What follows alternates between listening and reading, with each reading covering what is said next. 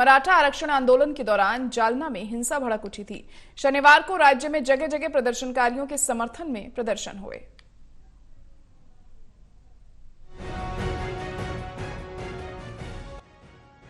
महाराष्ट्र के जालना जिले में मराठा आरक्षण आंदोलन शुक्रवार को हिंसक हो गया, जिसमें 42 पुलिसकर्मियों सहित कई लोग घायल हो गए थे।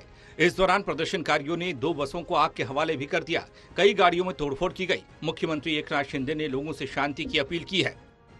आंदोलन में हिंसा तब भड़की जब मनोज जरांगे के नेतृत्व में मराठा समुदाय के लिए आरक्षण की मांग हो रही थी। प्रदर्शनकारियों पर पुलिस ने लाठियां भाजी थी। इस हिंसा की वजह मराठा आरक्षण आंदोलन की पूरी कहानी क्या है, ये भी समझ लीजिए। महाराष्ट्र में मराठा आरक्षण आंदोलन की आग को हवा मिली 2021 में, जब सुप्रीम कोर्ट ने इसे असंवैधानिक करार दिया। दरअसल महाराष्ट्र में मराठा समुदाय के लिए आरक्षण की मांग लंबे समय से चली आ रही थी, जिसके चलते 30 नवंबर 2018 को महाराष्ट्र सरकार ने राज्य विधानसभा में मराठा आरक्षण बिल पास किया था। इसके तहत राज्य की सरकारी नौकरियों और शैक्षणिक संस्थानों में मराठाओं को 16% आरक्षण देने का प्रावधान किया गया।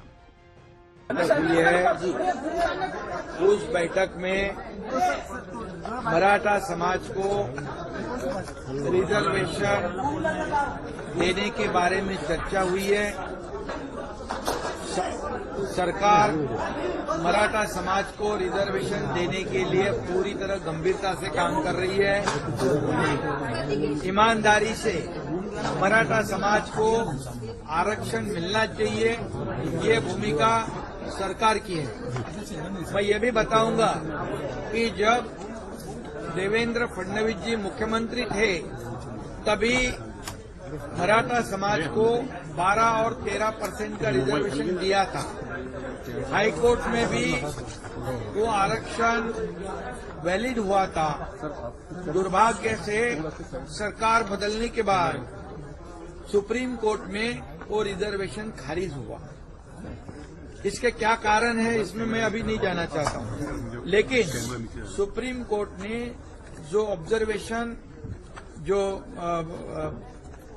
निर्णय देते समय जो त्रुटियां, जो खामियां निकाली थी, उसके ऊपर हमारी सरकार काम कर रही है। और निश्चित रूप से मुझे विश्वास है कि सरकार पूरी गंभीरता से मराठा समाज को आरक्षण देने के लिए काम कर रही है और मराठा समाज को आरक्षण मिलने तक सरकार चुप बैठेगी नहीं। सरकार पूरी कोशिश करेगी ये आरक्षण फुल प्रूफ होगा और उसका लाभ मराठा समाज को देना, ये भूमिका सरकार की है।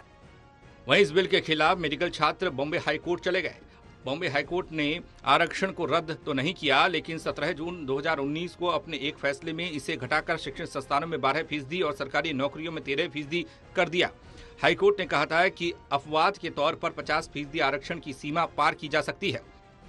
बॉम्बे हाईकोर्ट के फैसले के खिलाफ सुप्रीम कोर्ट में अपील की गई। याचिकाकर्ताओं ने तर्क दिया कि मराठा आरक्षण लागू होने से 50% आरक्षण की सीमा पार होती है, जो इंदिरा साहनी केस और मंडल कमीशन मामले में सुप्रीम कोर्ट के आदेश का उल्लंघन है। 5 मई 2021 को सुप्रीम कोर्ट ने मराठा समुदाय के लिए सरकारी नौकरियों और शैक्षणिक संस्थानों में आरक्षण को असंवैधानिक बताते हुए रद्द कर दिया। शीर्ष अदालत ने कहा कि इसे लागू करने से 50% की सीमा का उल्लंघन होता है। इसके अलावा सुप्रीम कोर्ट ने यह भी कहा कि 50% सीमा पर पुनर्विचार करने की जरूरत नहीं है। सुप्रीम कोर्ट के आदेश के बाद मराठा आरक्षण की मांग को लेकर आंदोलन शुरू हुआ। इसके पहले की उद्धव सरकार और वर्तमान एकनाथ शिंदे सरकार दोनों मराठा आरक्षण का समर्थन करते हैं, लेकिन सुप्रीम कोर्ट के आदेश के बाद उनके हाथ बंध गए। महाराष्ट्र में पहले से ही 52% आरक्षण चला आ रहा है। National desk report, total news.